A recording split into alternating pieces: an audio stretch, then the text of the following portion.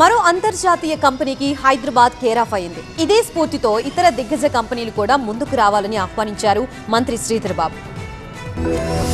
హైదరాబాద్ లో ఏర్పాటైన హైనెకెన్ global centre ను ప్రారంభించారు ఐటీ మంత్రి దుద్దిళ్ల శ్రీధర్ బాబు. ఫైనాన్షియల్ డిస్ట్రిక్ట్ లో 76,000 చదరపడుగుల విస్తీర్ణంలో ఈ సెంటర్ కొలువు తీరింది. ఫైనాన్స్, డిజిటల్ టెక్నాలజీ, అనలిటిక్స్ రంగంలో ఈ సంస్థ గ్లోబల్ సర్వీసులు అందిస్తోంది. ప్రారంభ దశలో 300 మందికి ఉపాధి అవకాశాలు లభించనుండగా భవిష్యత్తులో ఆ సంఖ్య 1600కు చేరుతుందని సంస్థ ప్రతినిధులు చెబుతున్నారు. 150 ఏళ్ల చరిత్ర కలిగిన హైనెకెన్ 190 దేశాల్లో ఉత్పత్తుల్ని విక్రయిస్తోంది. 70 దేశాల్లో 165కు పైగా బ్రూవరీలు నిర్వహిస్తోంది. And our government job is to create the great support system required, and we have very strong governance. As we have literally witnessed, we have vibrant ecosystem and enables long-term growth.